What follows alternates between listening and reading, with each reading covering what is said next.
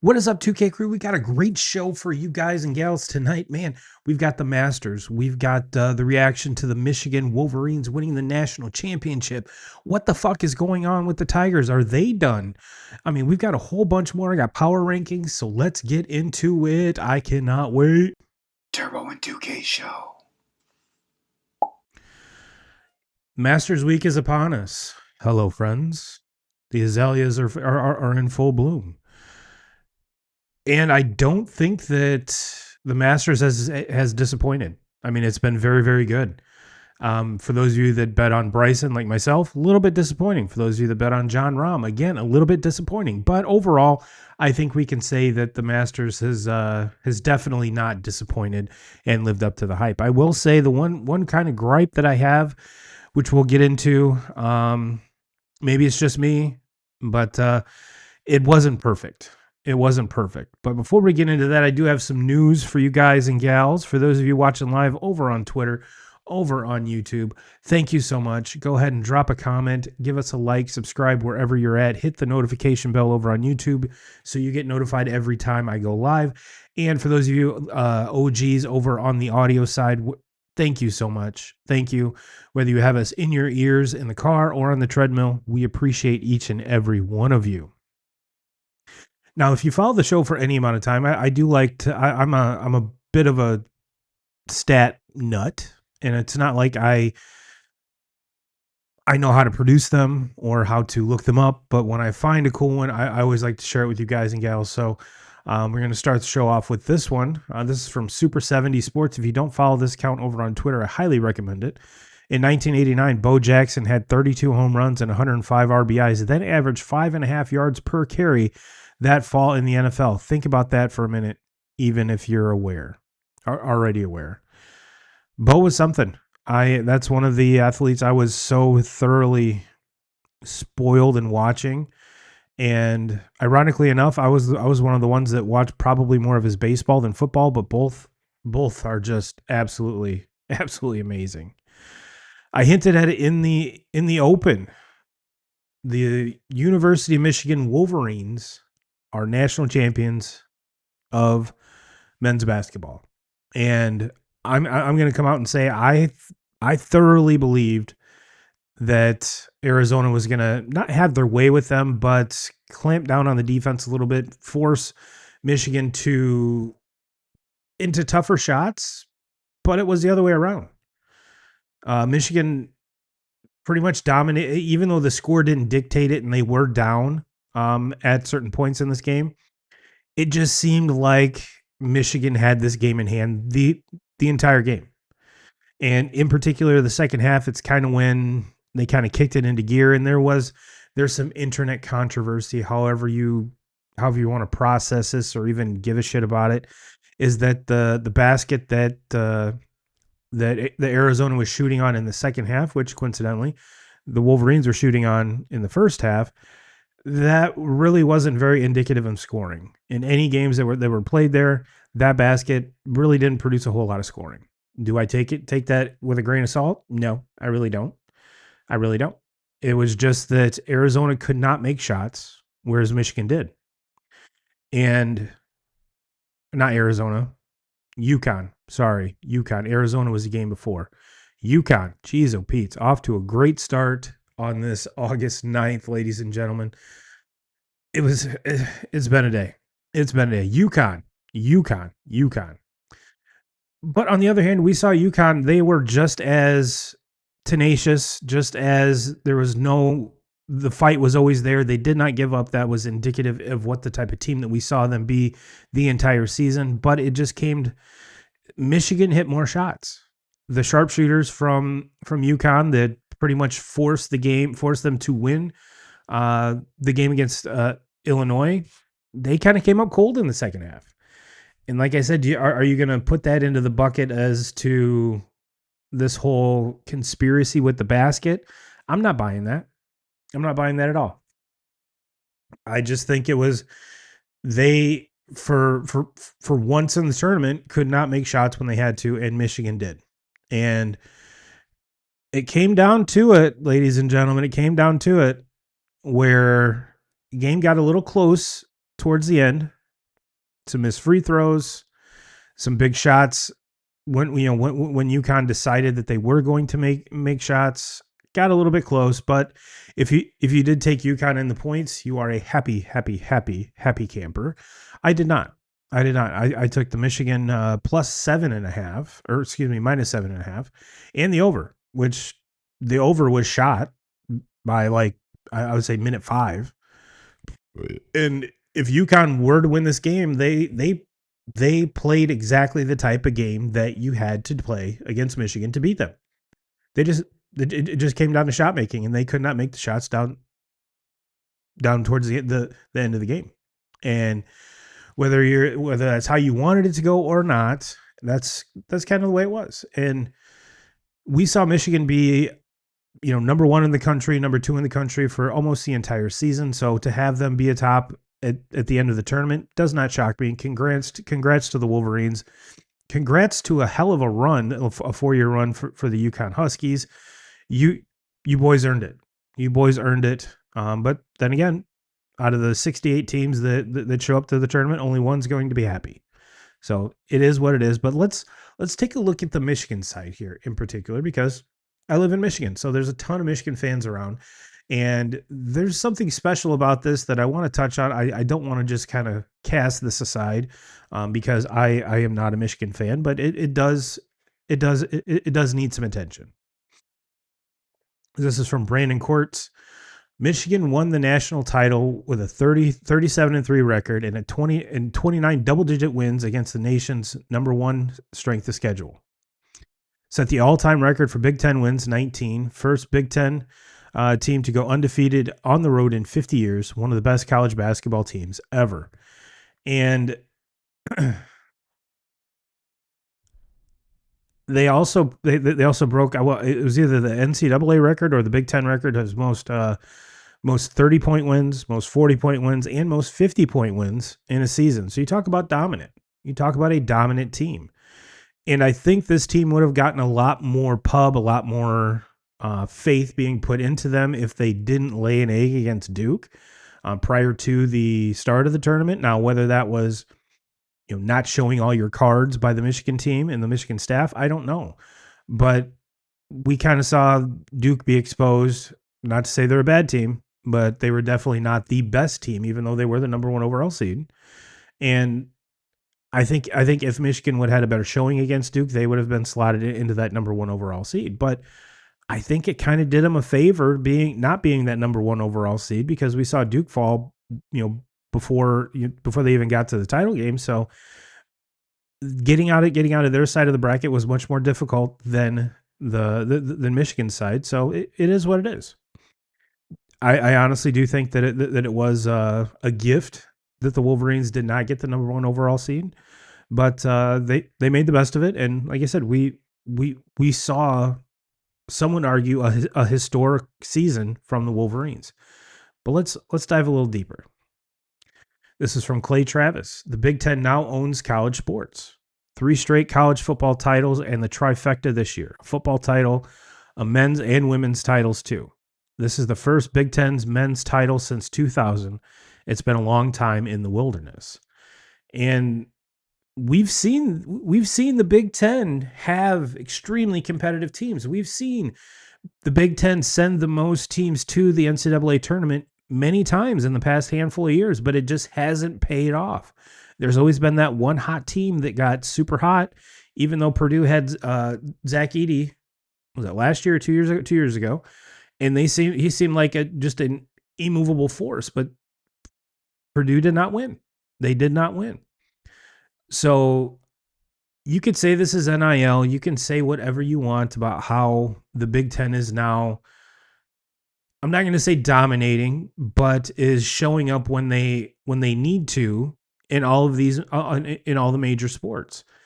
And yes, you can kind of discredit the women's basketball just a little bit because it was UCLA, but the UCLA is in the Big Ten, and if Oregon or USC or Washington would have won the Big Ten in football, the Big Ten would still be claiming that, even though they're brand new or relatively brand new to the conference. I honestly don't think that should discredit them one bit.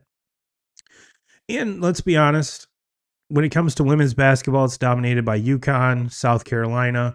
Not necessarily known. The Big Ten is not necessarily known for their prowess in women's college basketball, with the exception of the Iowa Caitlin Clark teams. So it is nice. It is nice. I'm like I said, living in Michigan, even though I'm not a fan of any Big Ten team, it is nice to see some folks around me happy rather than just extremely pissed off. So let's continue our deep dive here. This is from Reddit College Football. Michigan is the first D1 school ever to win multiple championships in football: 1948, 1997, 2023, baseball, 1953, 1962, and men's basketball, 1989 and 2026. And that 1989, remember that year because we're going to go cruising a little bit further down this rabbit hole. This is from Sleepers Pistons over on Twitter. The last time the Michigan Wolverines basketball team won a national championship was 1998. Anything else happened that year? Asking for a friend. The Pistons. The Pistons. Not bad, boys. Play on words there. Pistons sweep Lakers for first title. First, I mean, and the Pistons, this was their heyday. This was their heyday.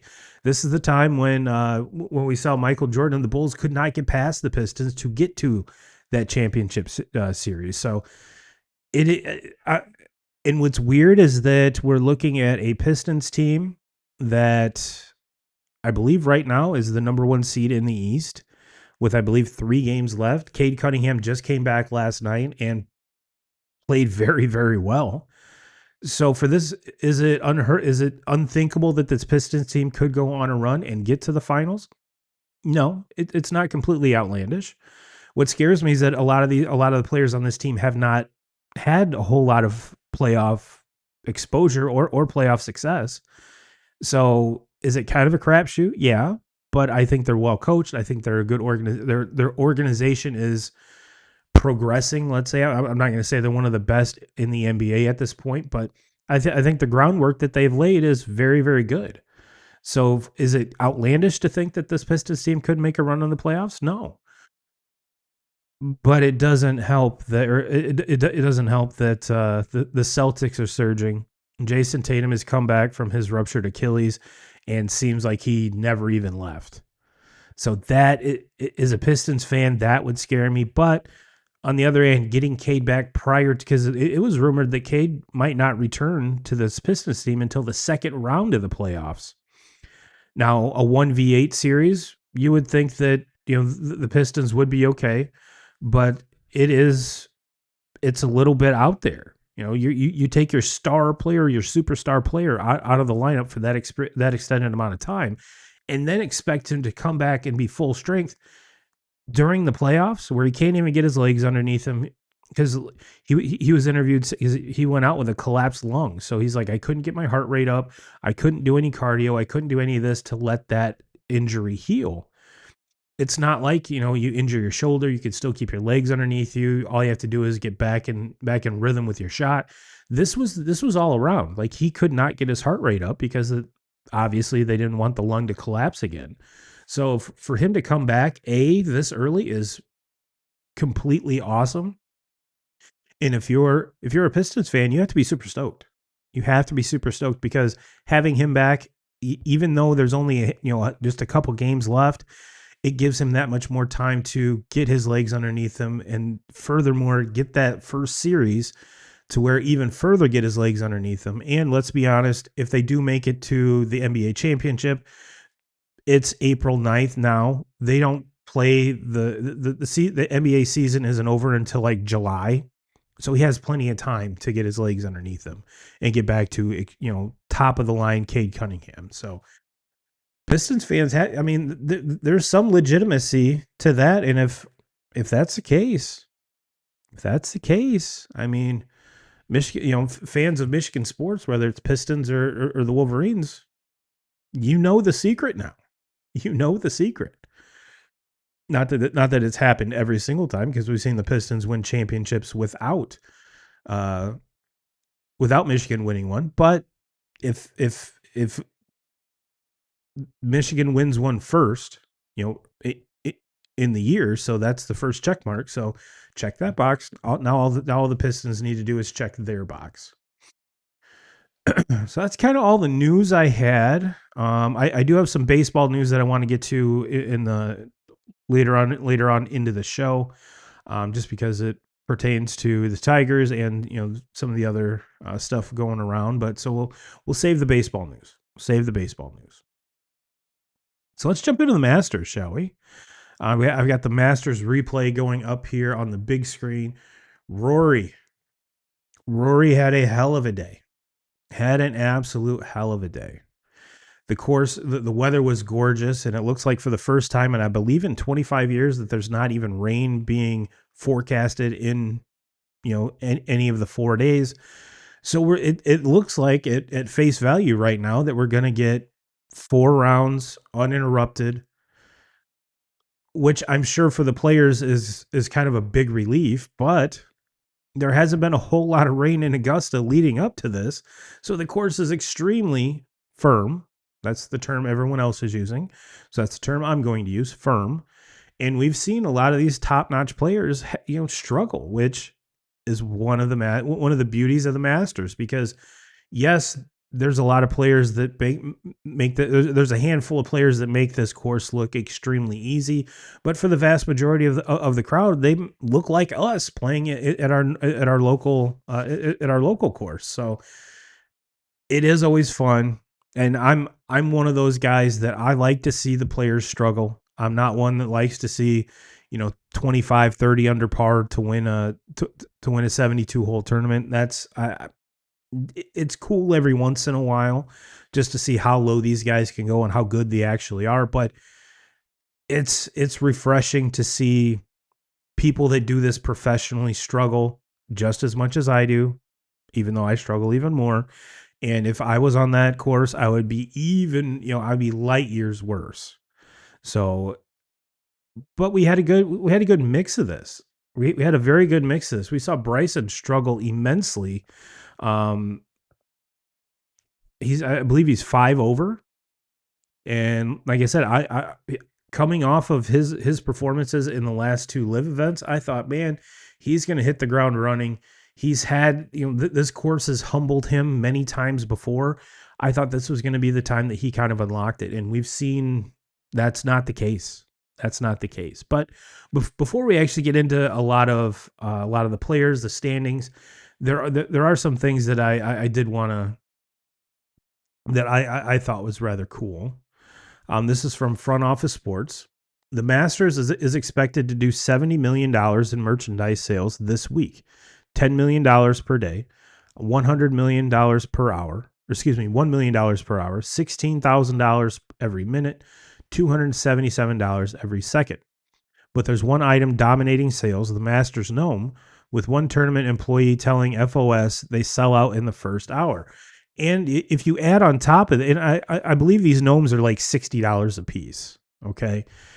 And if you really, really want one, you can go on eBay, and I believe they're $1,600 on the secondary market for a little Masters gnome. And I just saw prior to going live, I did see that there's 2,500 of these limited edition sets that include all of the gnomes that I believe there's like 15 or 16. They've been doing this for 15 or 16 years. So they have a whole collection that you can pick up for $2,500. And I also saw another stat that during this week, the Masters will do more in merch sales than most Major League Baseball teams for a whole season. And add to that, you can't order stuff online from the Masters. You have to be there in person to obtain it, to give them your money. You can, even though every stadium has their team store, you can still go online and buy the vast majority of the offerings in the store online and order them from your couch, wherever you happen to be, and they ship it to you. That's not the case with the Masters. If you want to do that, you have to hope that someone's selling it secondhand, like on eBay, where you're going to be bidding against other people or looking at drastically, increase prices. And I'm sure, even if you wanted like a Masters polo, I'm sure they're well over $100, because any of the major brands these days, it's going great for a golf polo is about $90. I I don't like golf that much. I don't like golf that much. And if I was to win the lottery and be able to go to the Masters, yeah, I would partake in the pro shop for sure. It's almost a once in a lifetime trip for the most of us because you're entered into a lottery, and even if you do win them, you're not guaranteed which day you can go. So then on top of that, you have to worry about travel, you have to worry about accommodations just to go see this event for most of the time one day. And if you're fortunate enough to get multiple days, then you're looking at quite a lot of money just for the tickets, and not the average person can afford that. So if you do happen to get there, I we've all seen the menu there is drastically cheaper than even any sporting event that you go to, so that's good. But I guarantee the price of the merch at the pro shop does not have the same discount. You know, no. Well, let's talk about Rory. Let's talk about Rory. Let's rewind to a year ago. Leading up to the Masters, everyone was saying, is when is Rory going to win one? He could get the career Grand Slam. He's checked all the other boxes. It just seems like he chokes every single year when it comes to the Masters. And it's not even choking. It's one round, normally the first round, where he chunks it up and then has to, try to make up ground. A lot of the time, substantial ground, while the other players are still advancing their score. So that's he had never done that before. And last year he played well all four rounds, and we saw what happened with the win. He comes out and shoots, I believe, a 67 today, 5 under, which is absolutely amazing. He's tied for the lead with Sam Burns. But I think a lot of us, even last year, even though I'm sure the vast majority of people were pulling for him to win, just so he could check this off of his list, just to get the monkey off of his back, so he can finally just exhale and be like, all right, I don't have to worry about not winning the Masters for my entire career. We've checked that box. Everything is good. I can move on with not only my life, but my career, and actually enjoy this tournament every time that I play it, rather than grinding, wondering if if it's going to elude me my entire career, or if it's something that can be obtainable. And every time that he tries to do that, remember, he's getting another year older. So it's getting harder and harder and harder for him to win. So I think the vast majority of us, once he won, was like, yes, that's awesome. That is absolutely awesome. He deserves it. And we all saw the reaction to not only him, but the entire sports world be like, congratulations, Rory. You earned it. Kudos to you. But I think in the back of our minds, I think a lot of us were still waiting for that kind of blow up round, which never happened. So is that going to happen this year? And I think the vast majority of us are like, well, monkey's off the back. We can take those gloves off. Everything's going to be fine. As long as Rory's within striking distance on Sunday, you can just pencil him into being a top one, two, or three contender for this tournament. And Thursday did not deny that so far. He looks very comfortable. And I think you can judge his comfort to um some of his reaction to what post round reaction. So let's take a look at this. This is from golf.com. What does Rory McIlroy plan on doing after a first round 67 that has him tied for the lead? Quote, I'll probably go up there to the champions locker room right now and have a little drink, put my green jacket on, and then call it a day. What a flex. And you know what? He's earned it. He's earned it.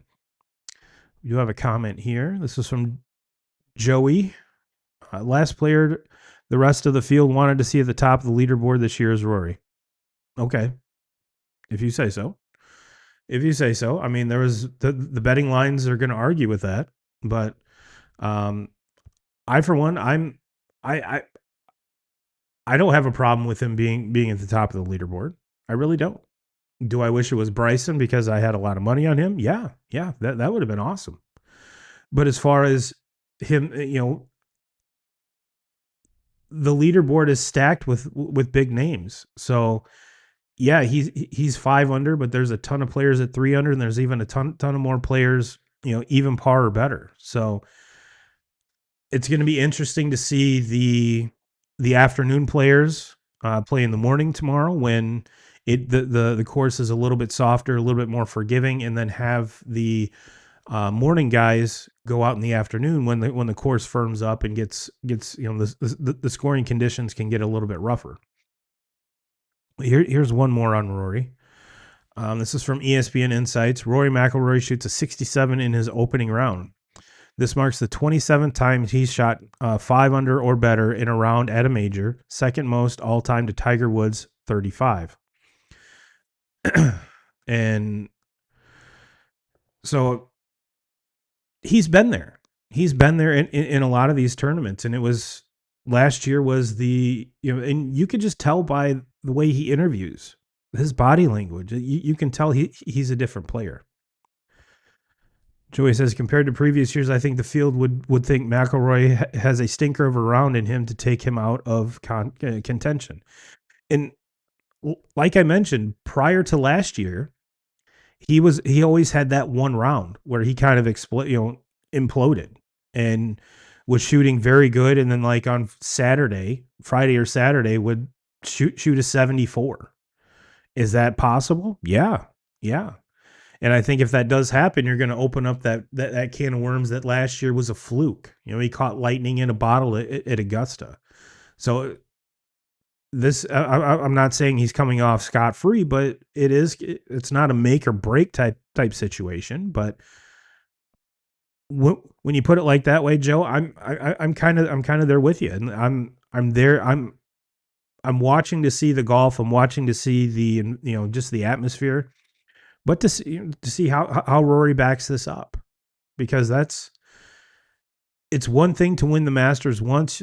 There's a very short list of players that have done that, but even more exclusive list is how many times players have won multiple Masters championships. So we shall see. We shall see. And Trey Wingo posted this. I'm not saying Live Golf is having a bad Thursday at the Masters, but 66-year-old Fred Couples, trying to make his 32nd cut at Augusta, is beating every single player they have in the tournament. It has not been a good showing so far for the Live players at all. We mentioned Bryson. We mentioned John Rahm. None of these guys are looking good so far. And in particular, let's bag on Bryson a little bit. This is from Brilliantly Dumb, Robbie Berger himself from Bob Does Sports.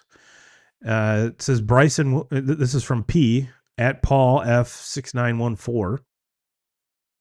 Bryson, when I put my money on him, and it's a photoshopped Bryson DeChambeau body with Bob Does Sports face on it. And for those of you that do not know who Bob Does Sports is, or the YouTube channel, please go check him out. One of the most entertaining, not only golf shows, but just channels, period. Bob and Joey Colcuts are the two main characters in the show, and they are I'm not going to say extremely bad golfers, but they play with very, very good golfers, including one of them in their crew, Fat Perez, and they play with the likes of Grant Horvath, the Bryan Bros, Good, all of those guys, even Bryson, and they just had LeBron on as well. So very, very cool episode that they do. You kind of get to see the personal side of LeBron and kind of his personality, and it's just cool to see him be a real person. I'm not the biggest LeBron fan ever. There's a lot of stuff that irritate the shit out of me, that what he does, the flopping, the complaining, just all of that, just kind of the softness. But that was a very cool video. So if you haven't seen that, go see it. But and he took some more strays, Bob did today. So just thought I'd throw that in there for a little bit of comedy, But let's take a look at the leaderboard here to kind of put this to bed. We've got Sam Burns and Rory at -5. Jason Day, Patrick Reed, Shane Lowry, they're at -3. Shane Lowry, Xander, Justin Rose, Scotty at -2. So there's a lot, and we got Max Homa even. Tommy Fleetwood at -1. Tommy came out of the gate strong today. And we saw Patrick Reed eagle the first two par fives. So there's definitely some players on this leaderboard, and there's even some, like I said, going down to even par.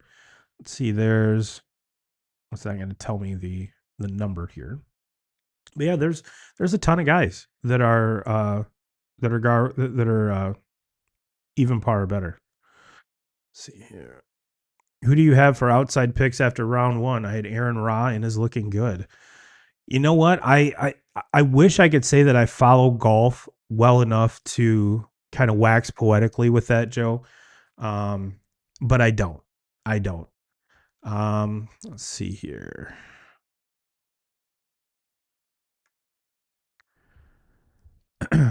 Yeah, I wish I could give you one. But if I had to go out on a limb, and we're saying even outside picks after round one, I still think Akshay, even though he's +1, could he make a little run? One, if his putter's on, man, oh man, the field had better watch out, because that dude, once he starts draining putts, he can be dangerous. He can be dangerous. Wyndham Clark's another one, and I've always been a big Max Homa guy. He's even, so he's 5 strokes back. So there's a couple of them. Like I said, I wish I was a little bit more versed in, like how these guys have fared at the Masters, and that kind of deep dive to give you a little bit more than just a guess. So, but thank you for the question. Thank you for the question. So Tigers fans, like I was talking about in the open with the news, talking about Michigan, live here in Michigan. There was a lot of, I'm not going to say swinging dick from the Tigers fans, but they still are the favorite to win uh, the AL Central. But from the start that they're off to, it's not the start that all the Tigers fans really expected. And going through a bunch of tweets from Tigers fans and kind of reaction to some of the top Tigers media people, some of the most repeated comments were, man, we just needed to acquire more hitting. Whether that was, I'm assuming most everyone thought that, when they mentioned that, we're referring to free agency. And the Red Sox were kind of the same way. They didn't make the big splash with, Pete Alonso, a lot of these other top-notch guys that a lot of Red Sox fans had these guys kind of pinned as, like earmarked as their favorite guy. Kyle Schwarber. Red Sox fans wanted them to bring back Alex Bregman. So, and the Tigers were in on Bregman both this year and last year. So, I think Tigers fans' mentality and Red Sox mentality were about the same when it comes to this type of thing. But if you look at all of the top hitting free agents that were on the market, they're not hitting either. No, I'd be very shocked if one of them is hitting over 200 right now. So to pay out that amount of money for what little production you're getting so far, now granted, I know it's still early. But I think both teams have what it takes to be extremely competitive in the American League. Both teams, when they did spend in the offseason, spent on pitching, and the Tigers getting Framber Valdez and the Red Sox getting Ranger Suarez, those were the two big splashes that each one of these teams made. And to have those guys put up clunker after clunker when they were the top free agent acquisition for each team, it is extremely frustrating for both parties involved. I'm sure Framber and Ranger are not This isn't the start to their career, their new team that they wanted. So it's not like they're throwing games on purpose. And for the fan base, it's like, all right, yes, we put out all this money for this pitcher. He's been a sack of shit. We should have signed Kyle Schwarber. We should have signed Pete Alonso. At least we'd have some pop. It's like there hasn't been a really great breakout free agent that's producing so far. Will they all of them kind of round up into form towards the end of the season? I think so. But at this point, with this many games in, no.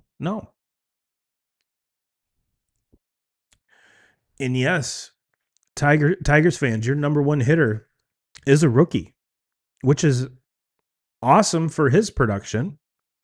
He's hit the ground running for his time, to start his MLB career. But what about the other guys? Dylan Dingler playing amazing. Riley Green's but both of these teams are extremely young and they both strike out a whole bunch. So is there, and I kind of took I wanted to see as far, and I know with new hitting analytics, we don't put we shouldn't put a whole lot into batting average. But I'm one of the old heads. I still enjoy looking at batting average, especially team batting average. And in all of baseball, the Dodgers lead the way at 287. The Astros on the American League side are leading the American League with batting average at 271. Ironically enough, third are the Nationals, fourth are the Marlins, fifth are the Braves, sixth are the Rays. So there's a lot of teams up there that a lot of us did not even expect to, win hardly any games, that are putting up good numbers so far in this young season. Now, where do the Tigers land on this? Well, let's kind of put this into perspective, okay? I gave you the top handful. I bet you 99.9% of all Major League Baseball fans would not have the Seattle Mariners last in all of baseball with a team batting average of 184. Same team that made it to the ALCS last year. Cal Raleigh, runner-up for the MVP, 60 bombs. The whole team is batting 184. The Los Angeles Angels are batting better than the Mariners. The Chicago White Sox are hitting better than the Seattle Mariners. But where's the Tigers on this list? Well, let's continue to keep putting this into perspective. Like I said, the Mariners are 30. Angels are 29. White Sox are 28. The New York Yankees are 25th. Just below them at 26 is the San Diego Padres, the same Padres with Fernando Tatis Jr., Manny Machado, a team that's supposed to compete with, or at least put up some resistance to the Dodgers in that division, hitting 80 points lower as a team, 60 points lower as a team than the Dodgers. But the Tigers are 12th in all of baseball in batting average.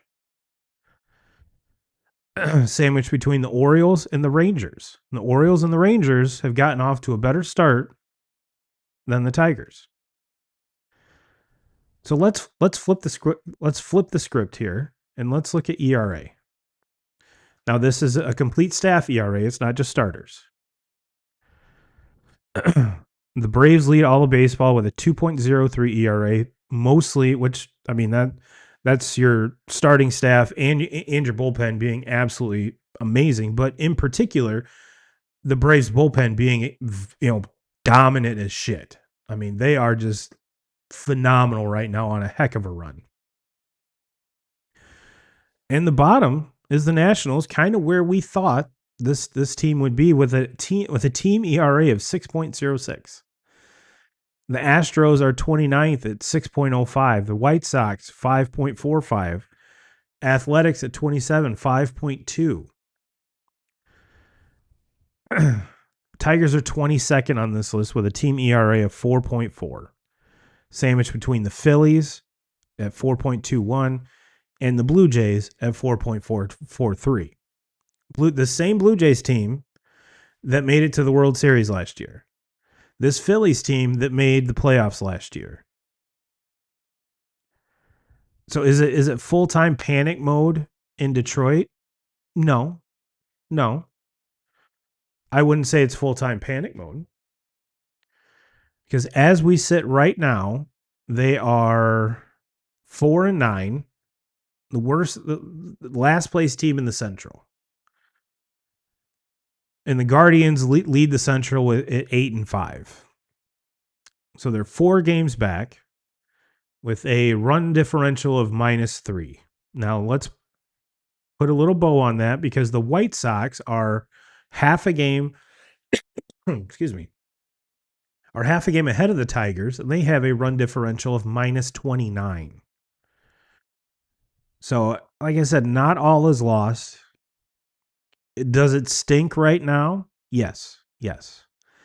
And like I said, the Tigers are still favored to win the AL Central. However, the odds went from the odds are plus 105, I think it was. Where is it? Of course, we got to do a sign in here. Plus 150. Or plus 150 to win the division. So on April 9th, Vegas still has the Tigers the favorite to win this division. And at 8-5, no one's really running away with this division. And again, we're still 12, 13 games in. Is this the type of team that a lot of the Tigers fans hoped and thought that we would be getting? No. No. Scooble's done his part. Framber hasn't really done his part. We saw a really good outing by Jack Flaherty. I believe it was yesterday. They lost a tough one today, 3-1. You know, we saw Parker Meadows get in a violent collision with Riley Green and have to be carted off the field. And I did see that he's being held in the hospital overnight with concussion-like symptoms, and he bit the inside of his cheek when they collided. So they want to make sure that he's not, swallowing a lot of blood and stuff like that. So a lot of precautionary stuff, but it sucks. It sucks because Parker Meadows is a dude that ever since he got with the Tigers seems like he's never been healthy, whether it's for one reason or another. So it would be nice to get him back, get him be a full go for the rest of the season. Now, what could the Tigers do to kind of light a fire under this team? Well, there's one player in particular down in AAA who has been tearing the cover off the ball. Coincidentally, he happens to be one of the most polarizing prospects in all of baseball. We saw him catch a lot of flack for wearing more chains than he got hits in the preseason. So, is it the Detroit Times posed a question? Is it time to make the call? Max Clark, come on up. I think a lot of if they call him up now, because he is supposed to be the center fielder of the future. And if Austin Meadows has to spend any amount of time on the IL, I do think that they make that call. Why not? Excuse me. We've already seen having one rookie in the lineup has kind of supercharged that lineup and saw what he's done. Look at what Connor Griffin's done for the Pirates. The Pirates are a good baseball team right now. And there's a lot of folks that say, well, if you have 2 rookies on the team, that's one too many. I don't believe so. If the kids are ready, and like I said, McGonigal's been the best hitter on this team so far this year. So to say that he's not ready, bullshit. Now, the one thing with Max Clark, I will, because he will be back up, or he will be up this season, almost guaranteed. barring an injury from him, he's going to be up at some point, whether it's late September or before. He will make his major league debut in 2026. He's forcing the issue right now, and he's continuing to hit both righties and lefties. Whereas if he would have hit better in spring, I think he would have had a little bit better chance to break camp with the team. But he's doing what a prospect should do and force the hand of the big league squad. So, but it's his, I'm not going to say it's his attitude. I'm not going to say it's his swagger, but his confidence. And we saw that confidence on display in spring training, even though he was not playing or not hitting the best. We all can agree with that. But what is that going to do long term for his performance? That's what I'm curious about. So if he handles it in stride, I think he's going to have a very, very long and productive career. But if it turns sideways, and I could see that going really, really bad, which I hope it doesn't. I hope it doesn't. Because he has, he went high in the draft for a reason. He's still very young. Still has some growing up to do. So hopefully once he gets in the big leagues, he realizes, okay, I am small fish, big pond now. Still want to have the same swagger. Still want to have the same confidence. Because once you lose that as a ball player, your performance goes down the tubes really, really quick. Whether it's in the field, in the box, whatever it is, keep that same confidence, but don't be overconfident and let that spew out, and ruin the chemistry in the clubhouse and stuff like that, where you start to kind of overstay your welcome, even as a young player. So I hope that doesn't happen. I don't think it will, but just something to keep an eye on. So yeah, Tigers fans, yes, you can be worried, but is it time to fold up the 2026 season and just move right on to 27? Nope. Nope. Still got a lot of baseball left. About 150 games. A lot of baseball left. Well, I told you that I was going to get to some other baseball news, and this was something that I guess I didn't pay attention to, and it was something that caught my eye on Twitter this morning, and it involves Shohei Ohtani. I was not aware that this was going on. Not that they have to pass everything by turbo, but usually when something like this happens, it becomes a trend, and maybe this is the start of the trend. Maybe this is Shohei came up against a team that finally was sick of the shit, so they decided to talk about it. This is from not at Jake. I'm not even going to try your last name, but at shortstop ball. He retweets. Oh, that's not the one I want. Yeah. Where'd it go? Is it this one? Yes, it's this one. This is from Kennedy. Sorry. Kennedy retweets from Danielle Franceschi. Sorry, Danielle. Some drama between the Blue Jays and Dodgers. George Springer approached home plate umpire Dan Bellino to inquire about the amount of warm-up time for Shohei Ohtani. Dave Roberts was visibly annoyed in the dugout. And I guess what happened was when Shohei was pitching and hitting, there was extra time allotted, whether Shohei was on base, had reached base, or not, in between innings to warm up. And George Springer was just kind of asking, like, hey, when is this for real? And he did it in a respectable way. It's not like he threw an absolute fit. So for those people that are going, or especially Dodgers fans going after George Springer, I think you're absolutely ludicrous, because he tries to he just asks a question.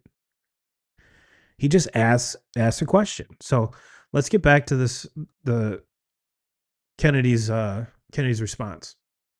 It says Dodger fans hating on George, but George is right. He's just asking, not complaining. There shouldn't be any special treatment for Ohtani. He already has the Ohtani rule. All pitchers should warm up in the same amount of time. Simple. It's only fair. No extra time for Shohei. And I'm kind of leaning towards that. I mean, rewind to the 1990s with the Bulls and Michael Jordan, were there Michael Jordan rules? Yeah, yeah, there really were.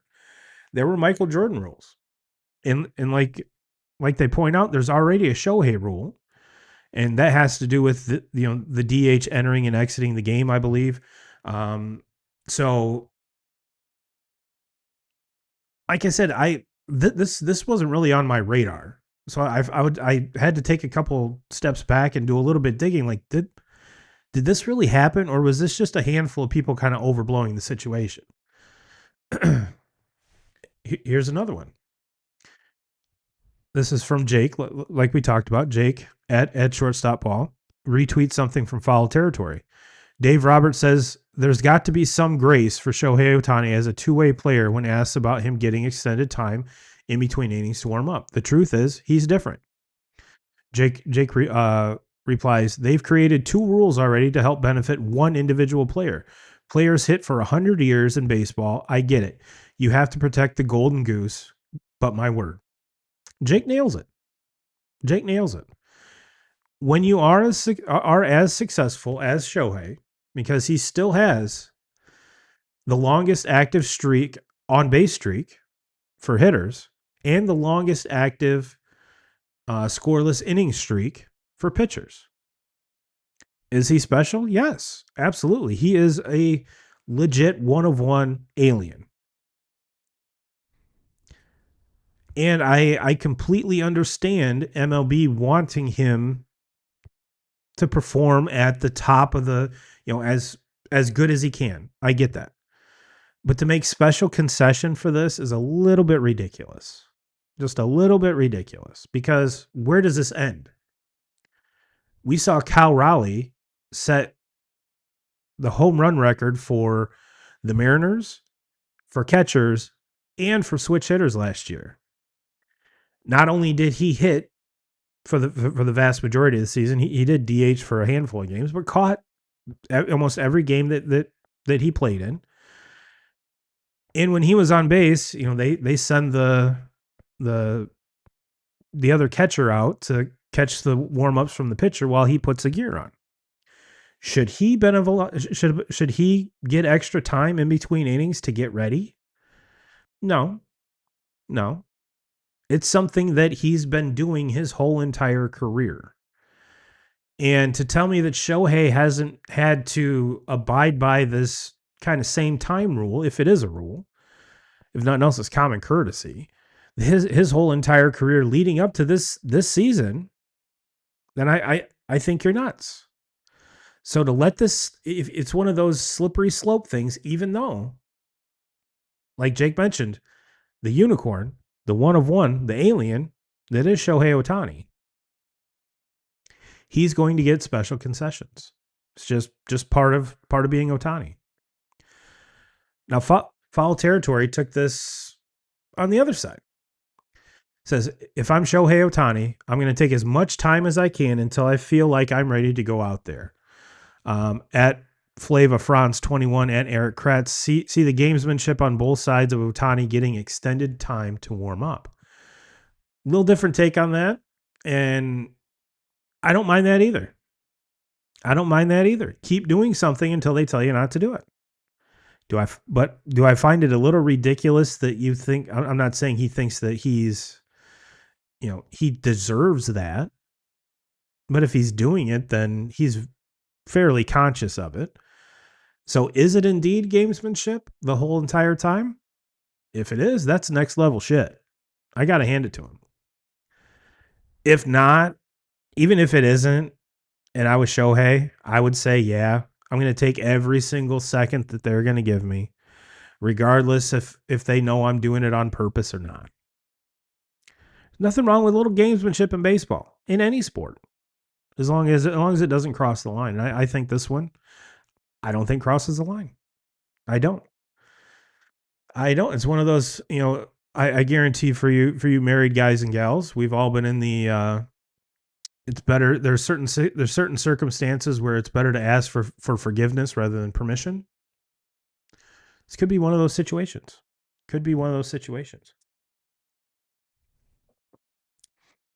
Now, another big big story in baseball is the Pirates made it official.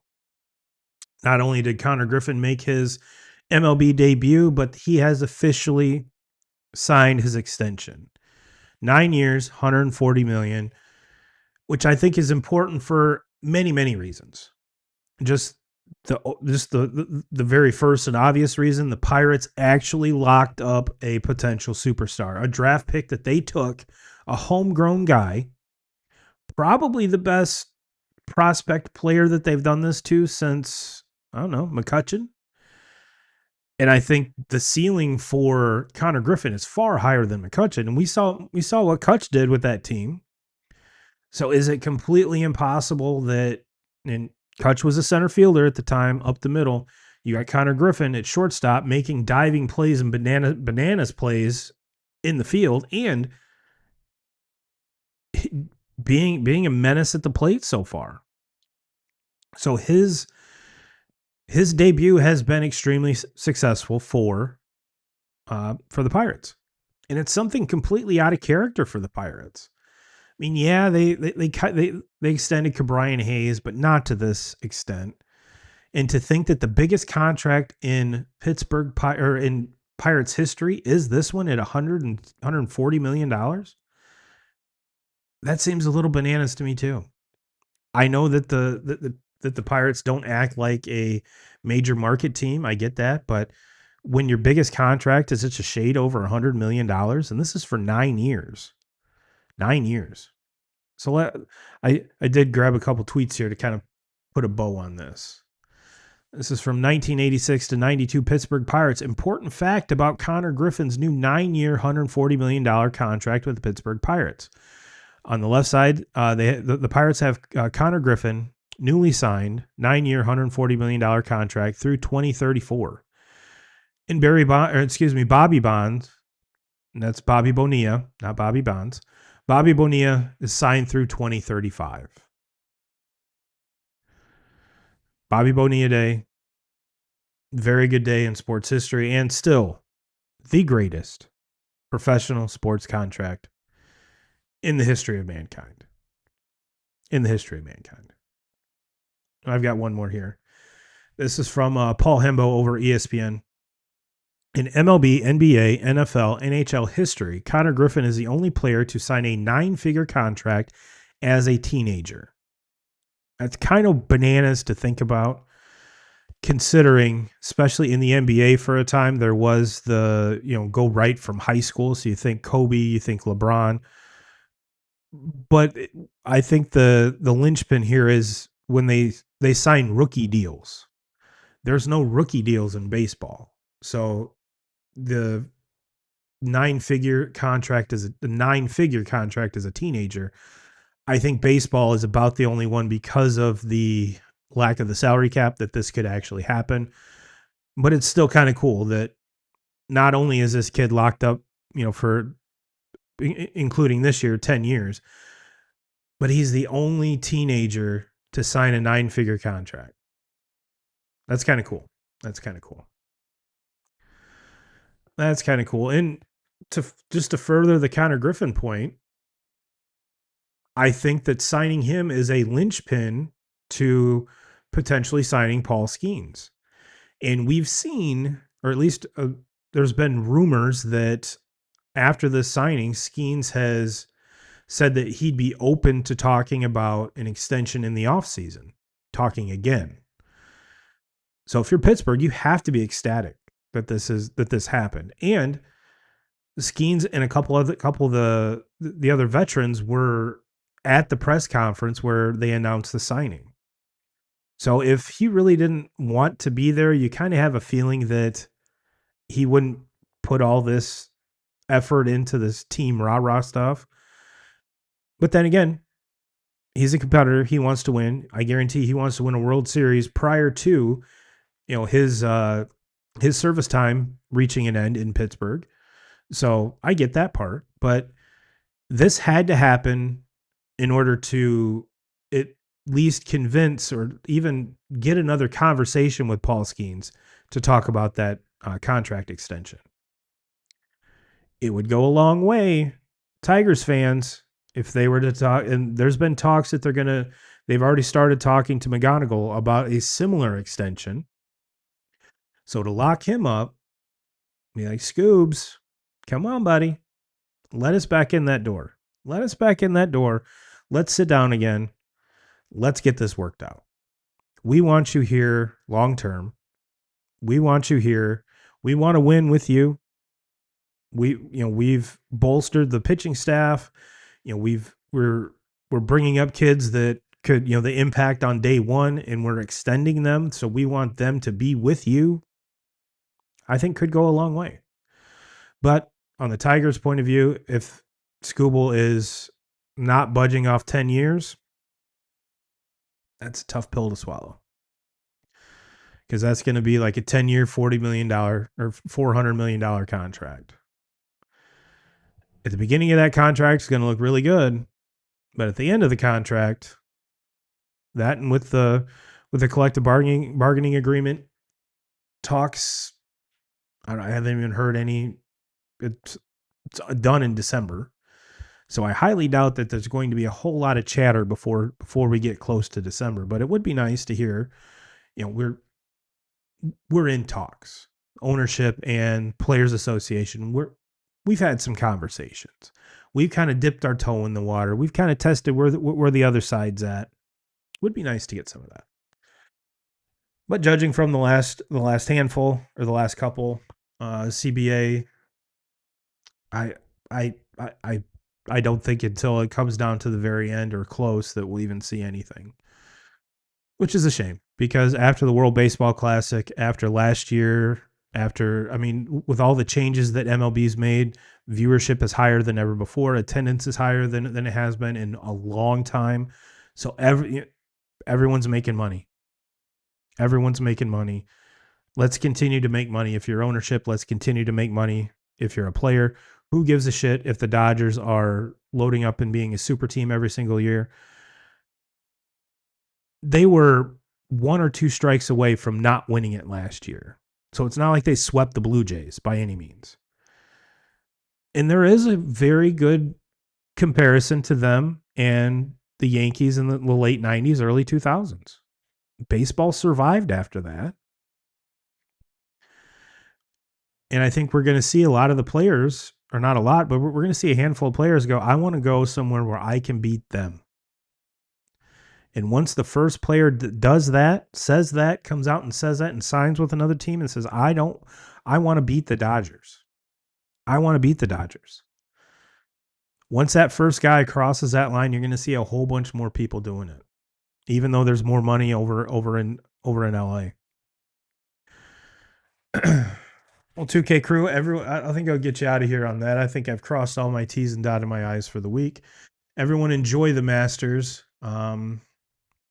I think probably the most overlooked guy in the whole field, Scotty, sitting at 2 under. He didn't have that great of a day, didn't have that good or bad of a day. Just kind of a normal day at the office. Hasn't swung a club in a couple weeks because of the birth of his newest child. So might be knocking off a little rust. But if you're knocking off rust and hitting 2 under at the Masters, there's a reason why he's the number one player in the world. Everyone enjoy Masters weekend. I will get out of here. Have a great week. I will see you next week. And as always, Jim Rome, we're coming for you.